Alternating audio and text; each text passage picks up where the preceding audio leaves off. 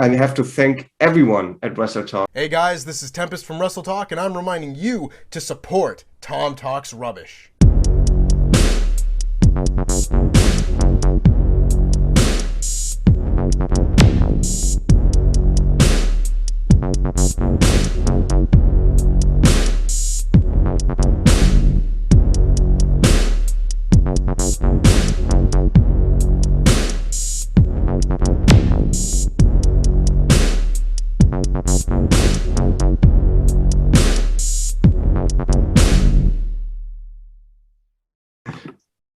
What's going on, guys? It's your boy, Tom Talk Trash, and stand back with another interview. This time, I'm joined by Mayor of Painesville, Dan, from WrestleTalk. So welcome to the show.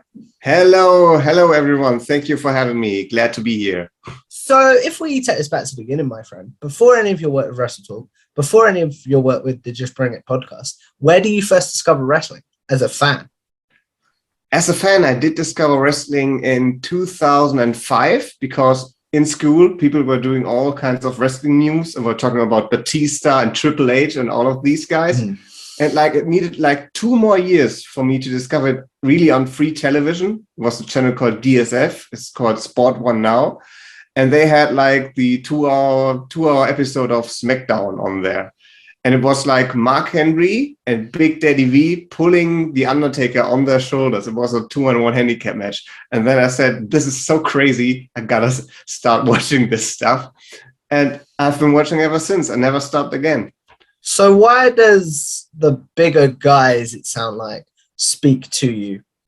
Well, it's not back then. The bigger guys definitely spoke to me. Should I say? Because it was larger than life characters, and there was nothing on German television like this. It had everything. It had sport, it had action, it had drama, it had storylines, and you had this Undertaker guy. He was so extreme. There was everything special about him, and he drew me in. And then I started loving almost every single person from that era and from all these characters that were on SmackDown at the time. Mm-hmm.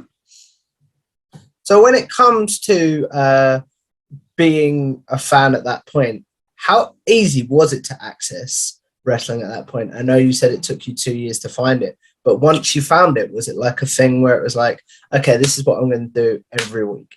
It was I remember SmackDown was airing on Saturdays, and back then the actual SmackDown episode was Fridays, so it was only 1 day later, so that was very good for the time. And it was that was the only wrestling you would get. Everything else was on pay TV, on Sky back then. You had no chance to get it, so you only had that 1 hour of SmackDown. And I believe 1 year later they started to add vintage collection. And this week, so I remember the vintage collection with that Mean was Gene with Okerlund. Mean Gene, right? Yeah, correct. I remember that, yeah.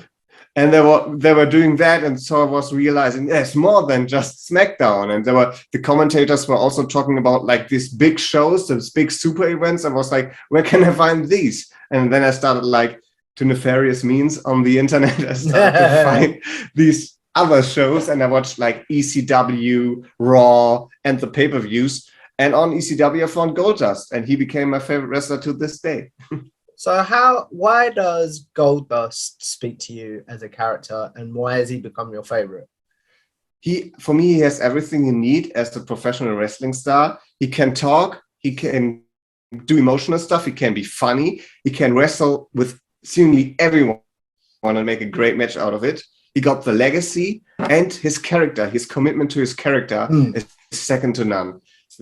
And that's still to this day, if a pro wrestler really takes time and lays out his character and puts time in that, he catches me, he gets me. And he was the first one to do it. And to this day, he's still performing at a very, very high level. So I love him. I love him to bits. How much of his 90s stuff have you gone back and watched? And how much do you think, if you were watching in the 90s, do you think he would be your favorite because of the stuff he was getting away with? I mean, I went back and watched it, and I was for the time, it was a huge scandal, right? So everyone was what's going on? And WWE were getting letters and stuff, and so they needed to tone it down. I mean, the first years, I mean, back when I really watched it back in like the early 2010s, I was like, I really loved it. I really loved it because like when I discovered him, he was already like in his later years in the ECW era. But when I went back, like it was like he did these matches with Roddy Piper and Savio Vega. He had that match with Undertaker, and I loved it all. I was like, of course, he's pushing boundaries here, but it's like he's exploring something new, something different. He's testing his limits and everything, and it's like completely different to everything everyone else does. So it was like very, very interesting. And the artist formerly known as Goldust stuff, that is difficult. I would say that's very troublesome back then and to this day. But the other stuff he did as Goldust, awesome. Obviously, he moved on in 2019 to All Elite Wrestling and became Dustin Rhodes, or reverted back to Dustin Rhodes, should I say. How familiar were you with any of his work, either as the Natural or away from Goldust? And then what was your thoughts when you just saw him wrestling? I don't want to say like a regular guy, but you know what I mean when I say that, right? Yes, I understand. Like he was a Natural, Dustin Rhodes, of course, in WCW for most of his time, and of course all across America in the indie promotions. And he was not too special, but you still could see that he's very, very gifted in the ring. And he was able to like draw to the crowd, like he got that from his father, like straight into his veins. And when he did that, when he came to AEW, he managed to pull something off I've really rarely seen before. He managed to hybrid the best of Goldust into the Dustin Rhodes character and created something new.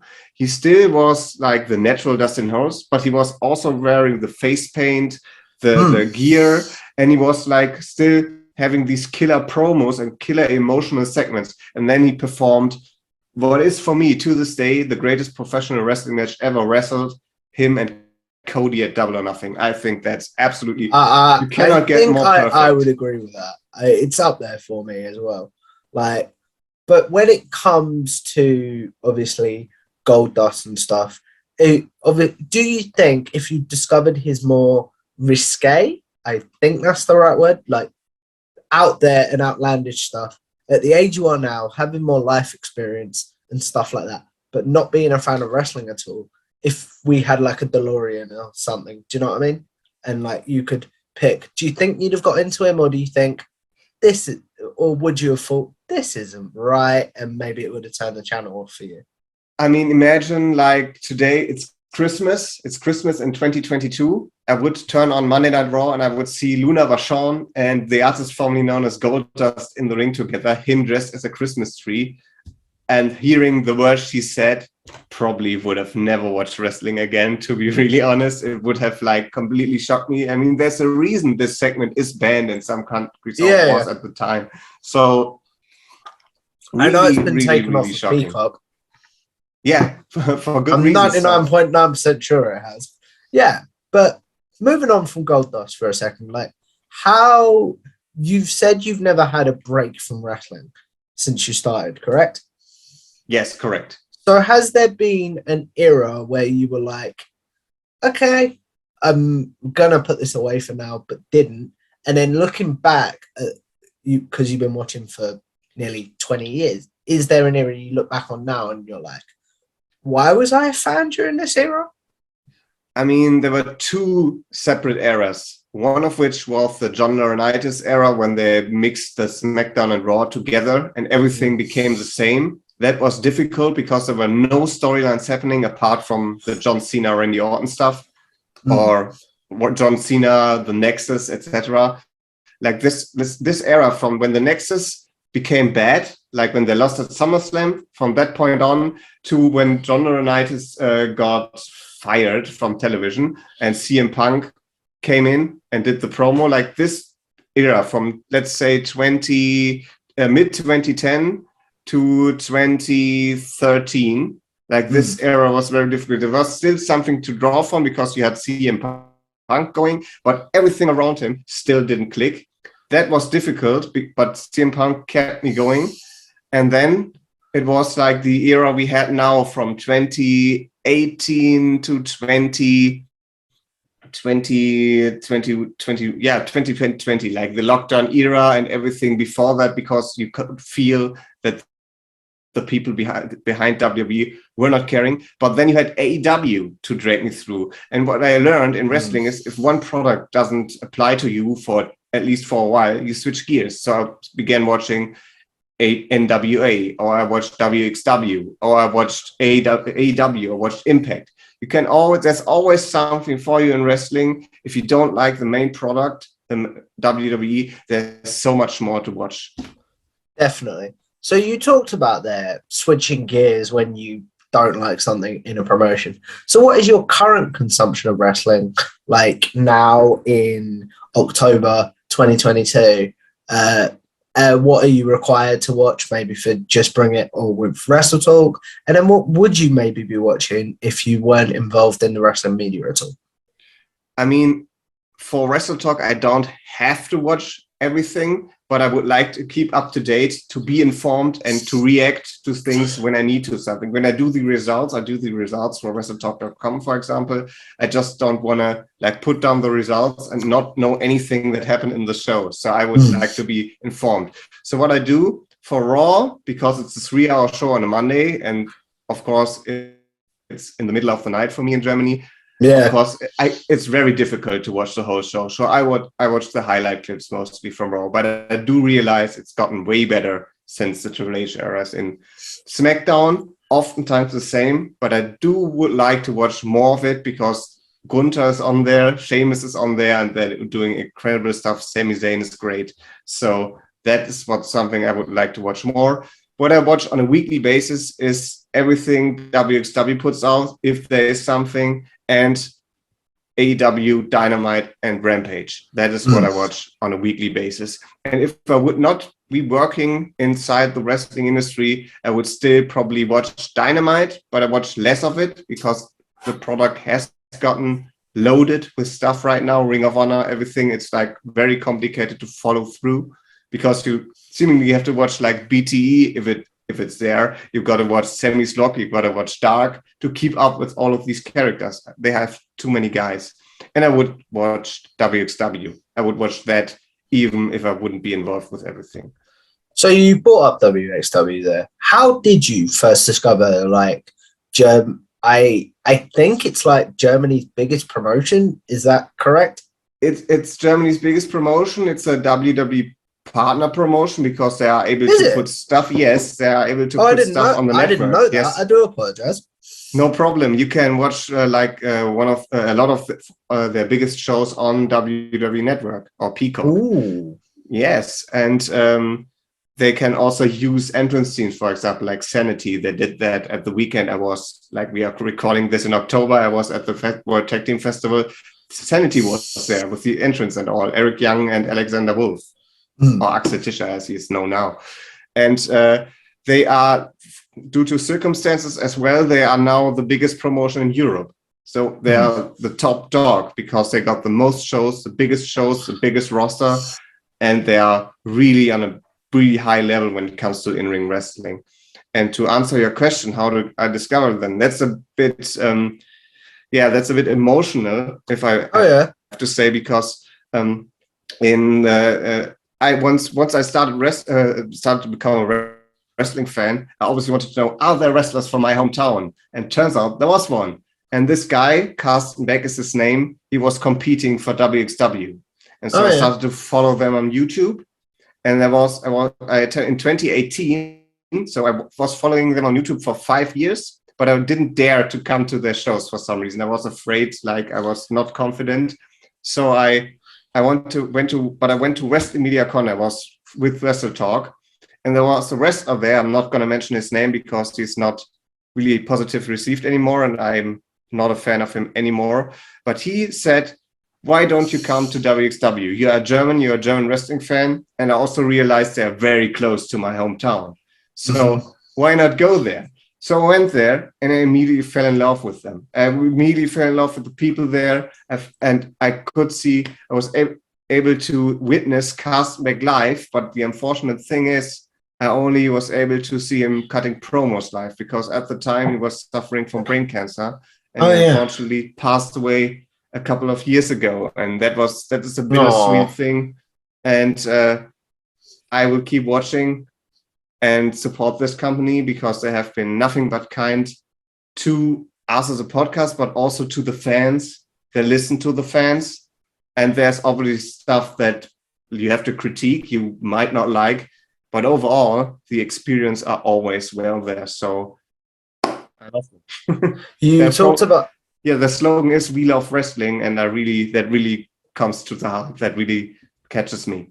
there having to critique it for the Just Bring It podcast, or maybe for WrestleTalk at times, because you are so emotionally attached to that product. Do you ever have a hard time critiquing it, or do you have something in place that you do to sort of put your critique hat on? I hope that made sense. Yeah, that made sense. Obviously, I'm very able to critique them still because if you love something, you want it to be great, and so you gotta be critique. If you say everything is great, everything is fine, the product wouldn't like change. It would remain the same, and that's not good for everyone. So, and that in recent times there was a time where I was like questioning like booking decisions or like non-booking in my eyes of storylines, and that so I wasn't going into the weekend, the World Tag Team Festival weekend, with the best of feelings. Like there was a downtime. The few weeks before that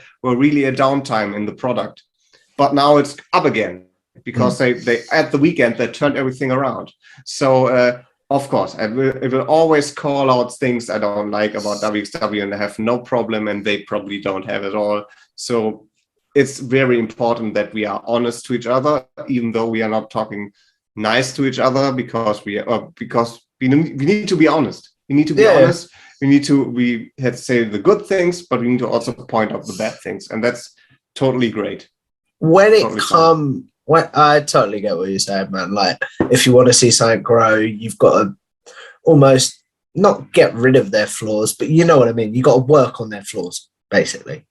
Yes, and obviously you understand right now booking indie wrestling in the year 2022, when there's inflation, when there's still COVID going, etc., etc. It's very, very tough. It's very, very hard to put up a good wrestling product without the millions like an AEW or WB has.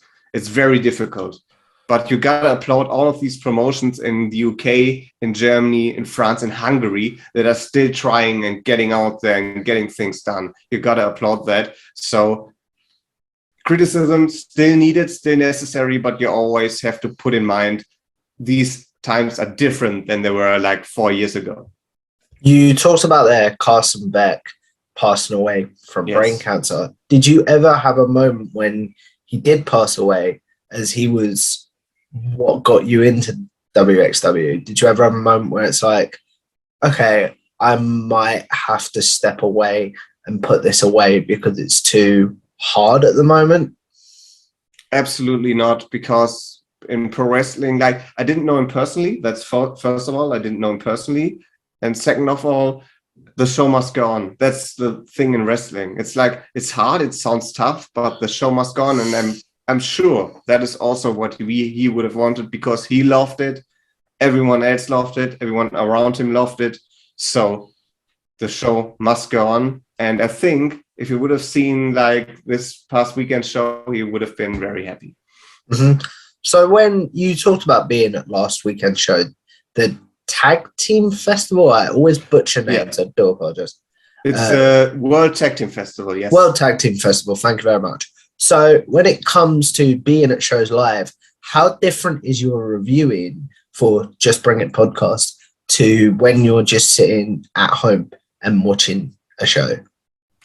It's very different. It's a very different experience. So everyone who is seeing this, I would really suggest, if you got a local indie promotion close to you, please give them a visit, because it's very, very different to what you see on television. It's the fans are closer, the emotions run higher, the impact is right in front of your eyes, and you can see more, you can feel more, you can breathe that in. And I personally use it like to become strengthen myself, get stronger, to hype myself up, and every time I watch a wrestling event, whether it be WXW or Rev Pro Live, I'm very going back home very happy. There's always something you can draw energy from. So Pro Wrestling Live, very, very different to what's on television. And obviously then you will take it more, and it's very different if you review a live show instead of a show on television. I would say personally for me, I would probably rate a show I watched live in person a little bit higher, just a little bit, than the one I watched on television, because there is a lot more you can see, a lot more you can draw from. And it's not what the company that is broadcasting this to you wants you to see. It's everything what you see with your own eyes. Yeah. But when it comes to, like, do you find it harder to review shows that you're at live? Because, like, sometimes you might get caught up in a fan moment. Do you know what I mean?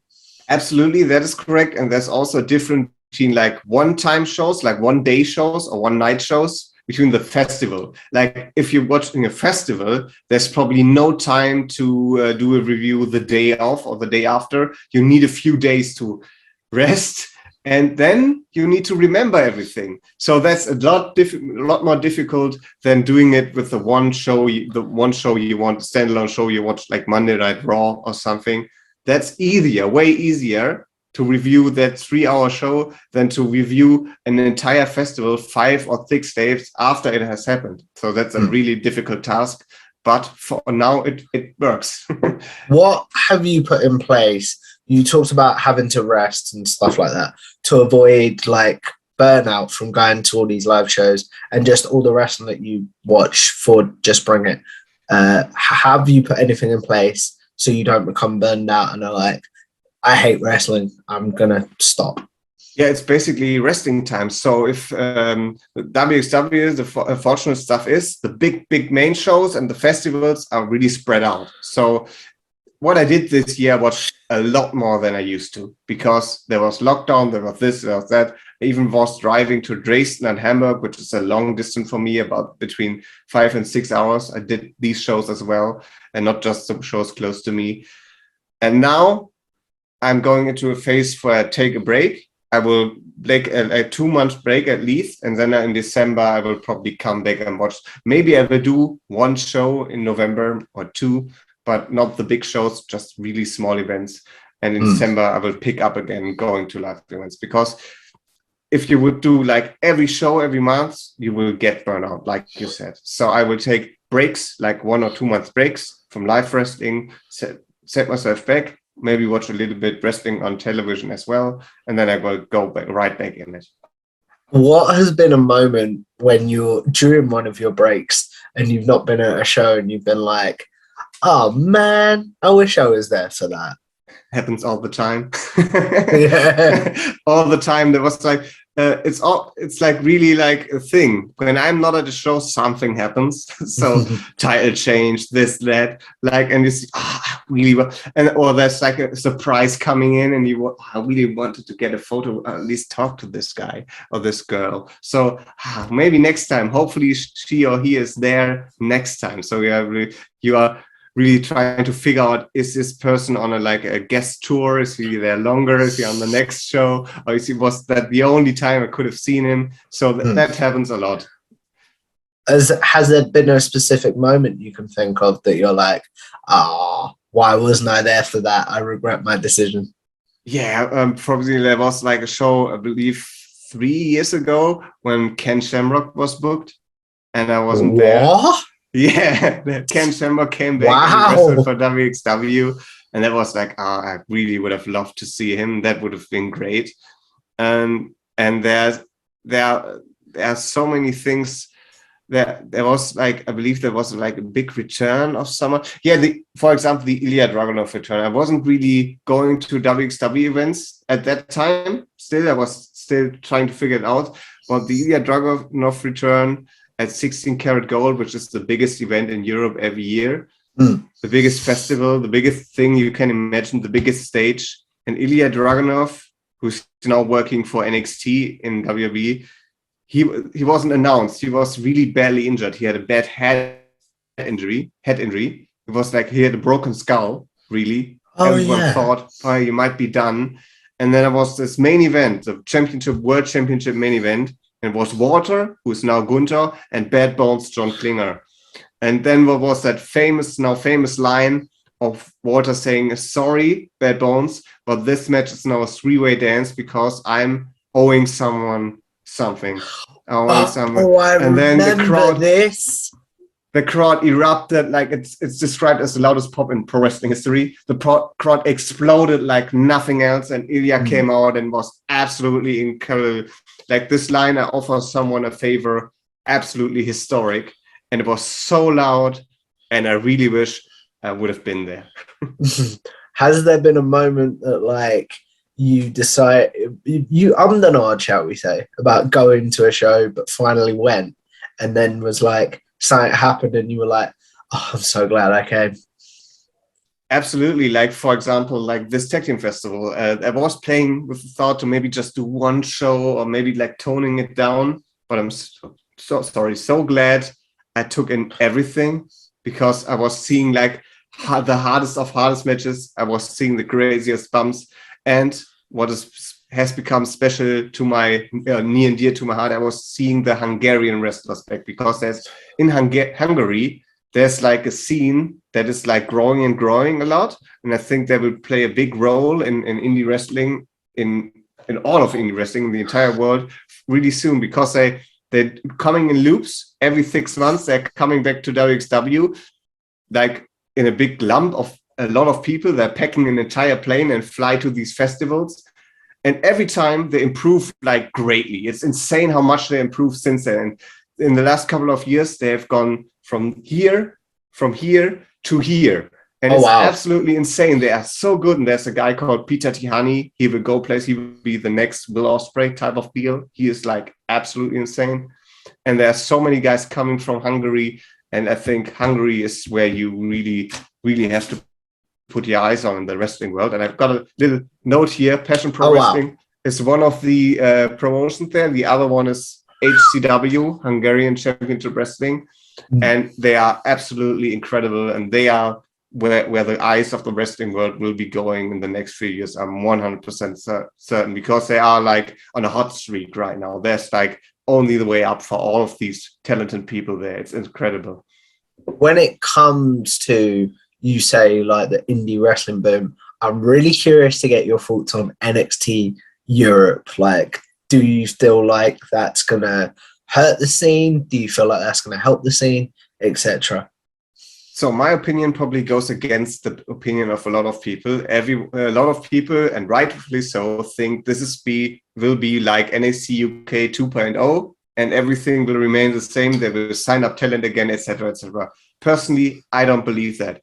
I believe that Triple H is a smart enough guy to learn from his mistakes, and try a different concept. And I think the most reasonable concept they can do is do NXT Europe as a special event show, like multiple times a year, packing in a bigger arena, say this is NXT Europe, and bringing the best guys from WXW, from Progress, from ICW, all these partner promotions, bring them in and have like a big super card of these fantastic indie wrestlers. And then you will see this will be great for the partner promotions, but this will also be great for WWE, because first of all, they are building back up their reputation in Europe. They have not really done well. No. And secondly, they can spot these great talents from them, and then they can sign them to an NXT America contract, and then everything will be going much smoother than it goes right now. So that's probably what will be happening.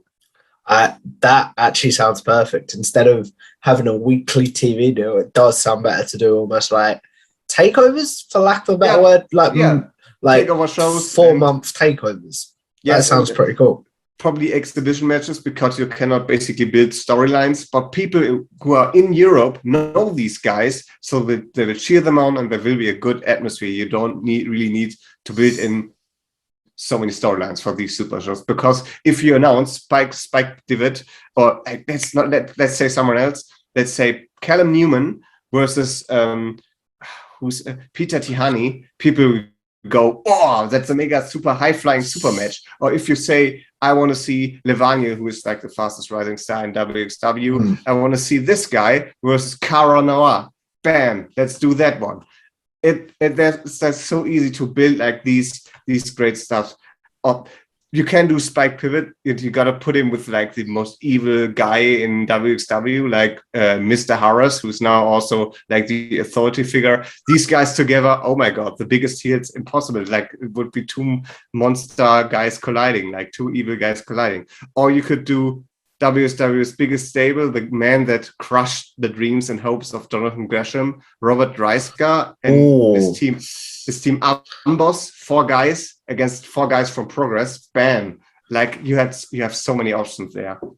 So it sounds like you've got quite a list, but if WWE does start putting the like pen to paper with some of these guys for NXT Europe, who do you reckon will be the breakout stars in NXT Europe if they do get signed? And then coincidentally, who do you think are some of the underrated talents that if the herd is thinned a little bit with NXT Europe that will maybe be pushed up through their respective promotions if some of the bigger guys are snapped up by WWE?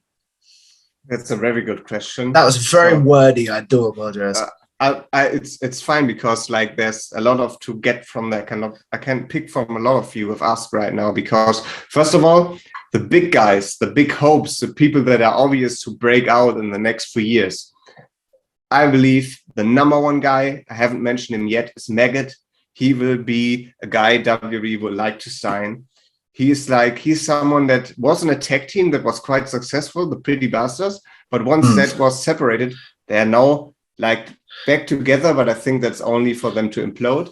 But because the other guy was away for a time, and so Maggot figured out his own way, and he figured it out fantastically. He did what Dustin Rhodes did. He sat back, came up with a great character. His character is like, how would I describe it in an English like or American like or UK way? He's like, what's the difference of posh?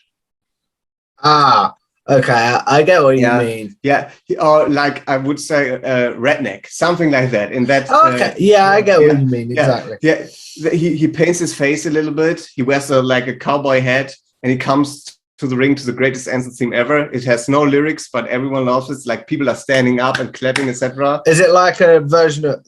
Obviously, it's not Nakamura's theme, but it's very similar reaction to Shinsuke's theme when he first had it. It's very much like this because like everyone just loves to dance and clap and like and still people are still clapping once the song has turned off. So and he's coming out with his real life girlfriend Baby Allison, who's also a wrestler, and they play their parts perfectly. They bounce off of each other, and like he got the total connection to the crowd, and in the ring he's also phenomenal. He's a genius. He knows, he realizes when the crowd wants something or is in the right position, he just gives it to them. He is very, very smart. And so he is the first one. And the second one is Levaniel. He's a Prince of the Stars. He hasn't broken through, hasn't broken out of Germany because Maggot is already in progress, but Levaniel hasn't done that yet.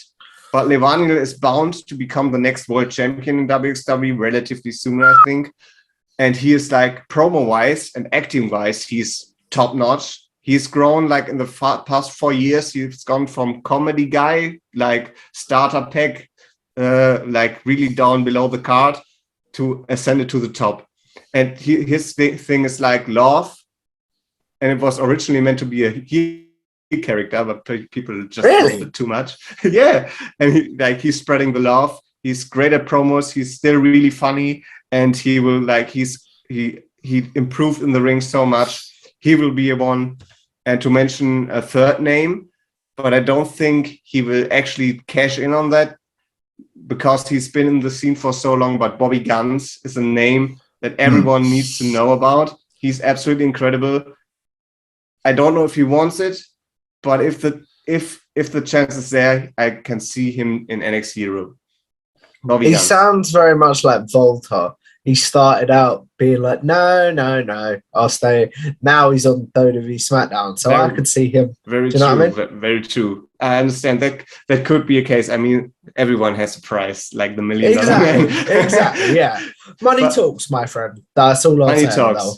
And to answer the question about these guys then coming after them, there are guys, I quickly run through a couple of people. Gulas Jr. from Hungary, he is on the rise. Michael Knight, one of my favorites that has come in the years. He's been in the scene for longer, but he's been in WXW regularly for 2 years now. He is the name I need to mention.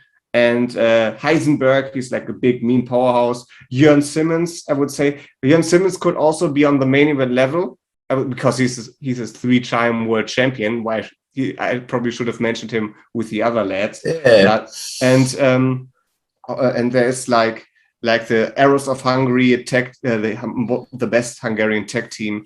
There are a lot of guys you can really see like coming up and going to the next spot once like the big top stars are gone, signed by WWE. There's so many, like the talent pool is growing and growing. Peter Tihani is probably someone that still needs his time in the indie scene, but you can see that he is like, he only needs that spark, and then that it will be like a fire conquering all of Europe. That's like, he's like, and I'm not alone, like everyone is like really, really behind him. So a few more years and this guy will be like the most talked about guy in probably wrestling outside of the big promotions. Definitely. It's obvious how passionate you are about indie German wrestling and just the indie scene in general. So I am curious to know, because we didn't really talk about it, but how do you connect with Just Bring It and start working with them? But then also, how do you connect with WrestleTalk and start working with them? So that's a different story. And WrestleTalk was basically the lead in to everything else, because okay. I found about WrestleTalk because the wrestling memes, you know that guy, wrestling memes? Yeah. He started sharing WrestleTalk news on his Facebook page back then. It was like in 2014 or something. And I was like, oh, that's interesting. Like, because nobody was doing these critic news roundups of the week. I was started watching them.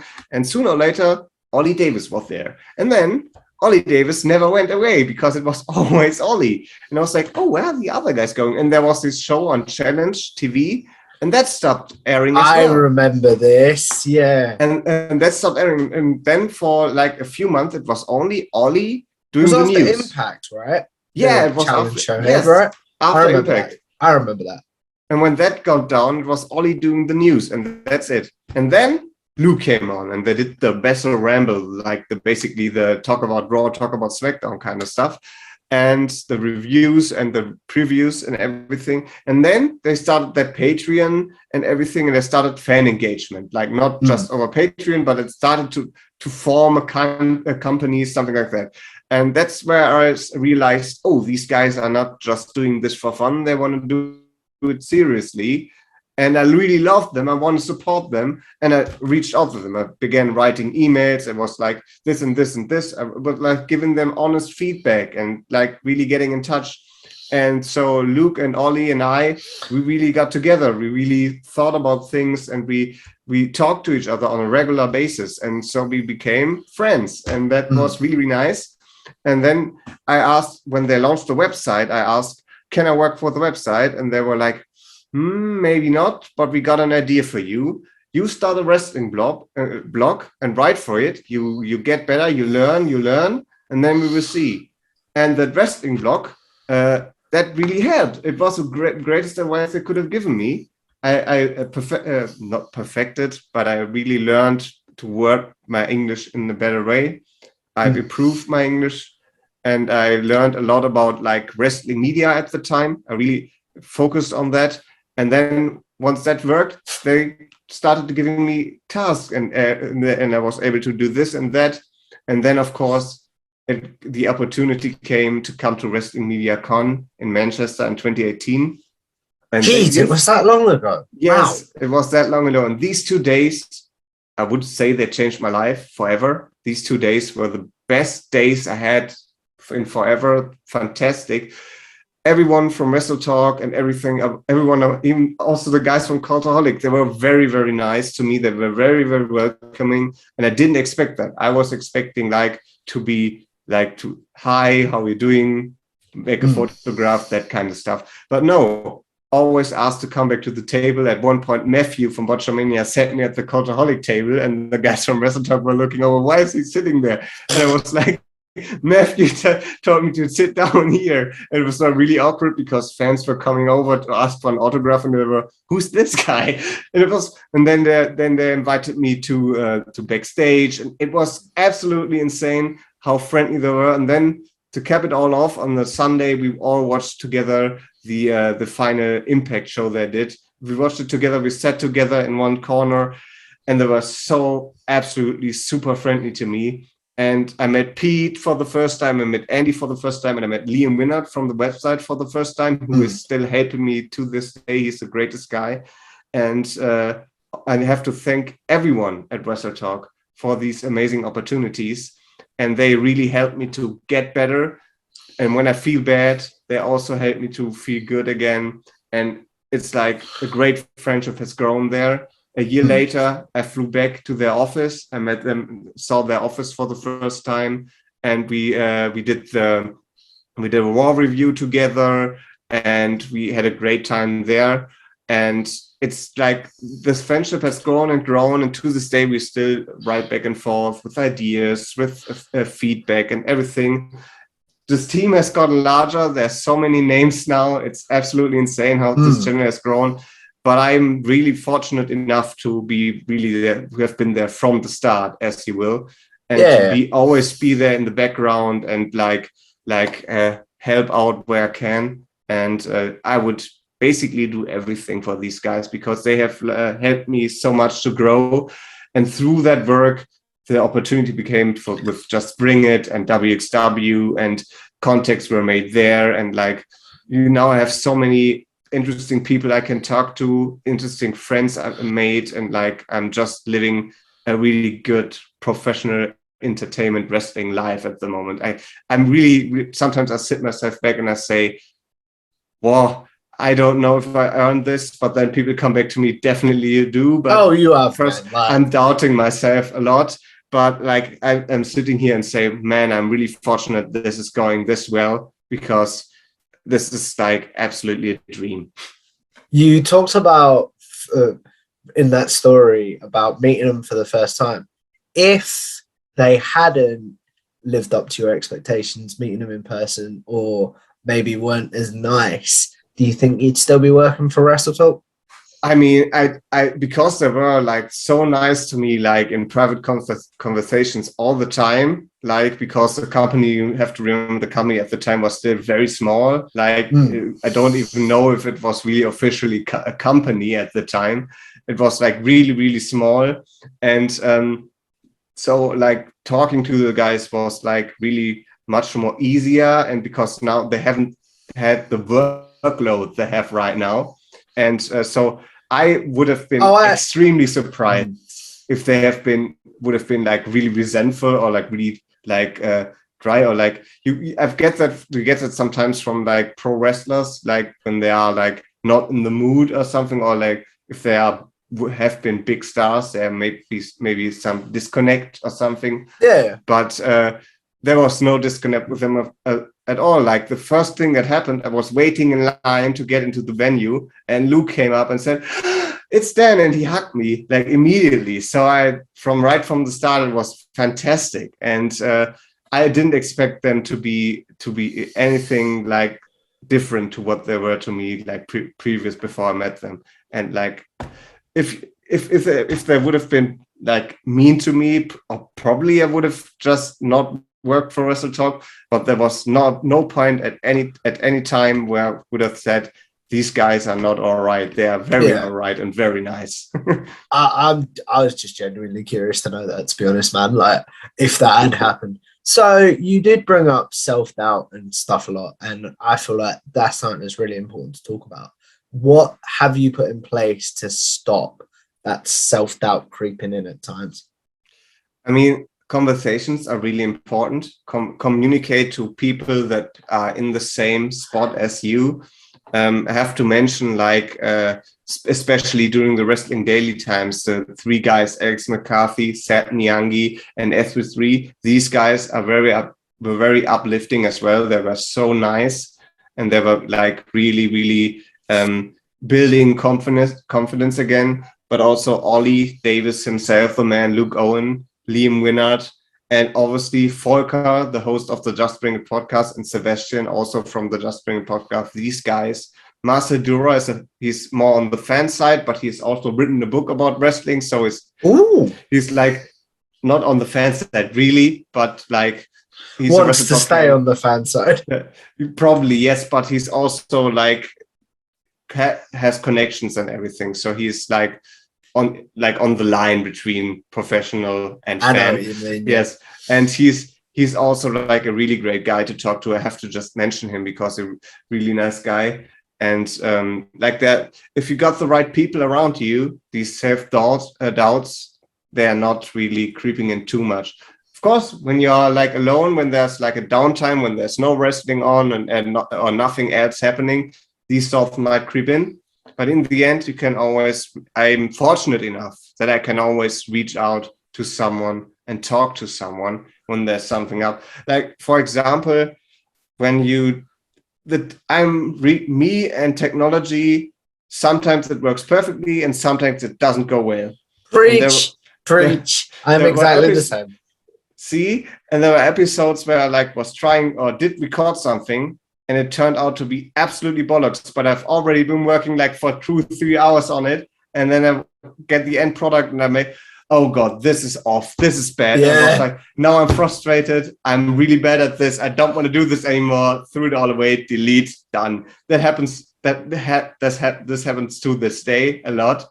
And, but still, I'm getting these positive feedback from people, and that's really uplifting. So I can always draw.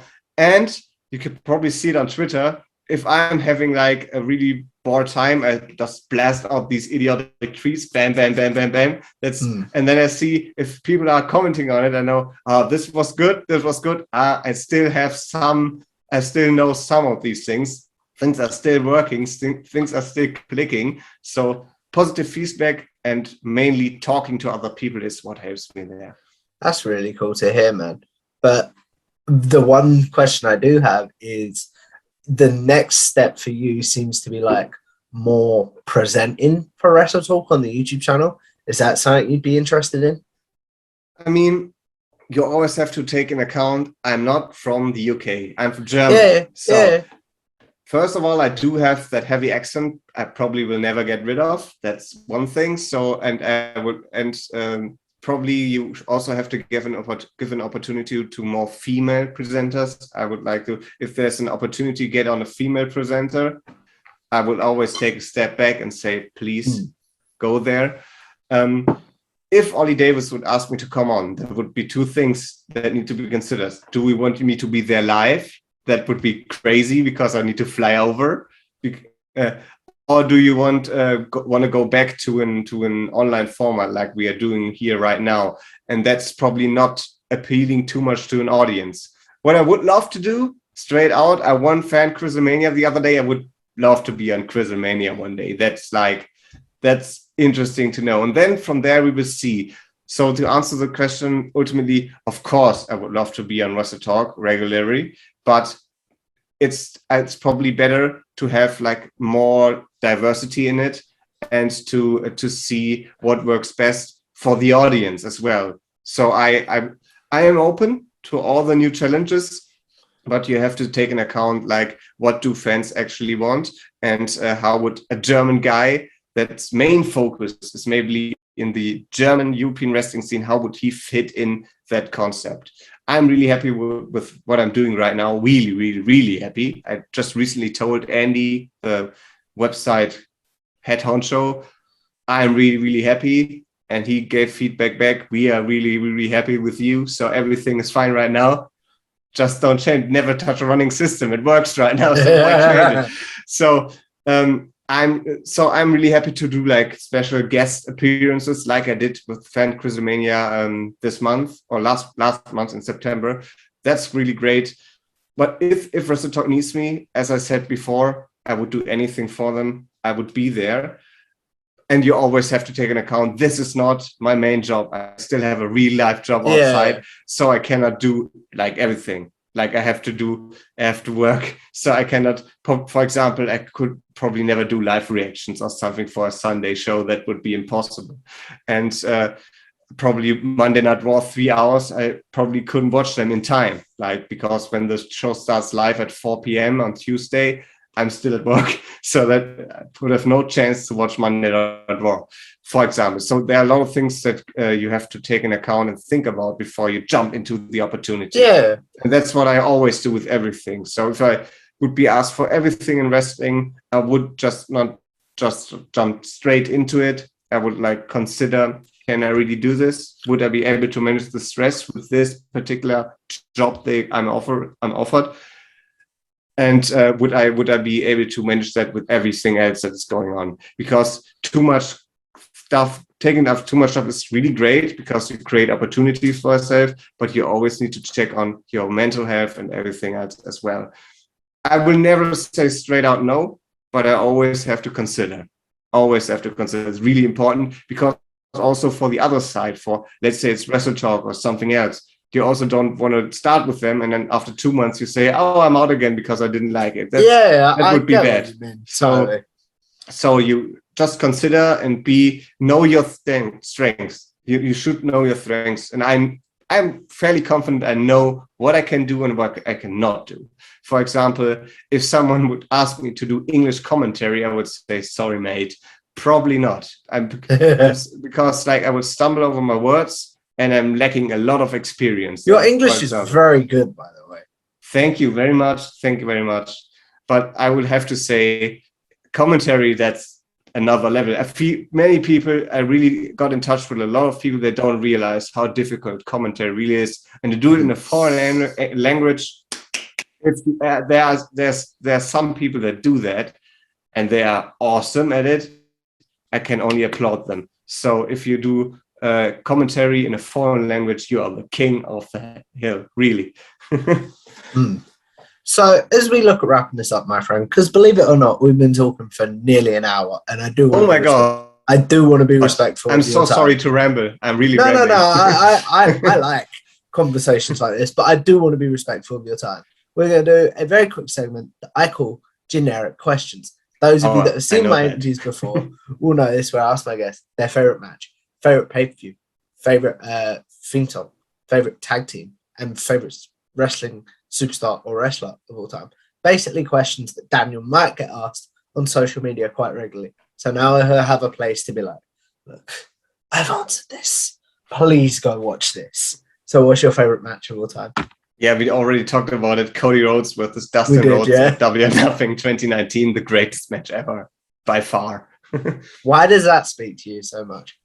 I mean, I've been waiting for it for 10 years and didn't really expect it to still be happening. And then it happened, and it exceeded my expectations when it happened, when it got announced. My expectations were so high, and they exceeded them.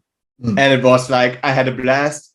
And I have to be honest with you, I've never gone back and watched it again because I cherish that match so much. I have, and I would say go watch it again because it's very good. It's so amazing. And when I talk too much about it, I'll probably start to cry. So let's move on. Fair enough. Favorite? I'll change it from pay-per-view because people have been saying events recently. But favorite event of all time? Event. So I have to give two answers. One is watching, and one is being there live. Yeah. Watching, I would probably say Money in the Bank 2011.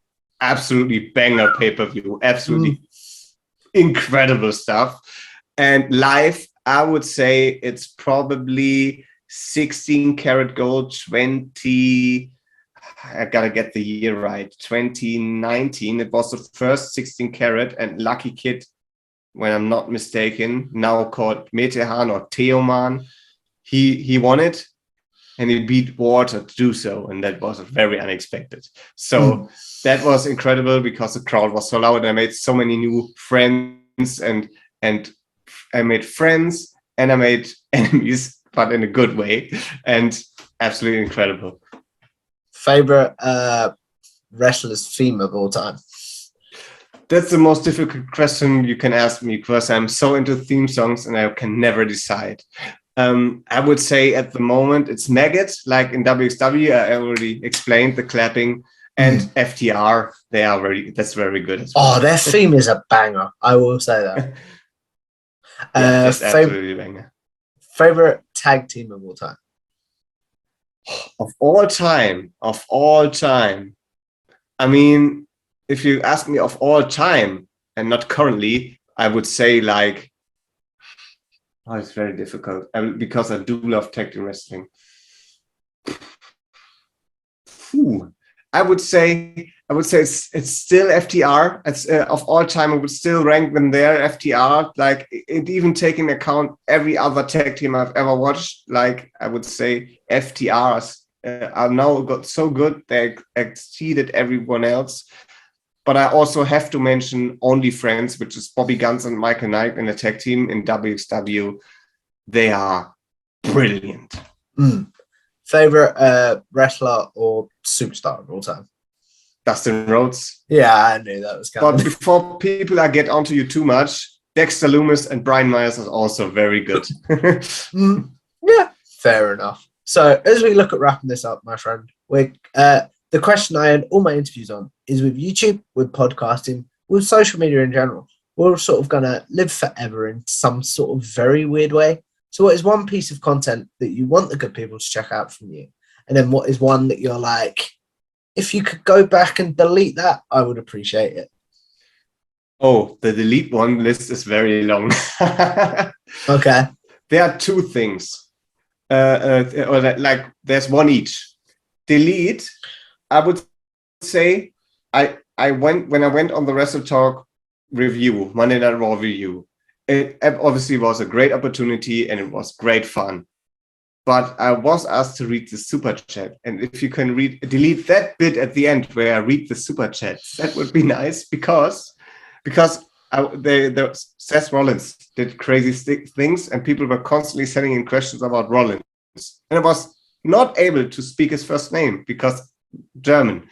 Seth Rollins, very hard for me to say, and if you want to say me constantly, it was very troublesome, and I was talking nonsense. It was really hard to understand. And that was something like, and I got the experience, and it was really, really great. And I loved everything with Pete, Luke, and Ollie there. But looking back at it, oh no, not good.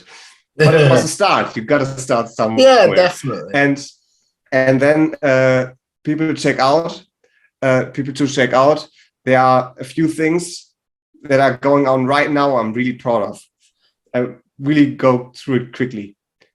There's a feature on the WrestleTalk website by me about the Tag Team Festival. You should check out. Really great stuff. Tomorrow, or like we are recording this in October, but the next day of this, and it will be out when you are watching this. Quizschlacht. I'm on there. If you speak German, you can watch the Quizschlacht with me in a tag team with my partner Sebastian and taking on WXW tag teams in a Quizschlacht. And I'm also working on a secret project right now. Will be out in the future. I only will tell you so much. It's probably not. It's in Europe, but it's not in Germany. And I made a list style video about it. And the first list style video I did in like 5 years, and it's currently in the editing process. And once it's out, I'm really, really proud of this one. So just check Mayor of Paintsville Dan, Hungarian Wrestling. You will find it. Oh, now I gave it away. Oh, well. So as we look at wrapping this up, I want to say thank you to Dan for coming on. But where can the good people find you and all your content as we wrap this up? So obviously, WrestleTalk.com. Check that one out. And then @Valu2go is my Instagram and Twitter. Just Valu, WALU to go. And obviously, I have to plug the Just Bring It podcast, which is on Instagram and Twitter, Just Bring It _pod. just check that one out. We got English content as well, so don't worry, it's not just German. It's well worth doing, guys. So if you guys like this video, make sure you like, share, and subscribe to Tom Talk Trash. Follow me on Twitter at Tom Talk Trash. Follow bodyslam.net wherever you get your podcast and on YouTube for my show with Cassidy Haynes, the WrestleWatch podcast. And follow the WrestleWatch podcast on Twitter to help us pick the match that we're going to watch every week. And I will see you in the next one. A goodbye.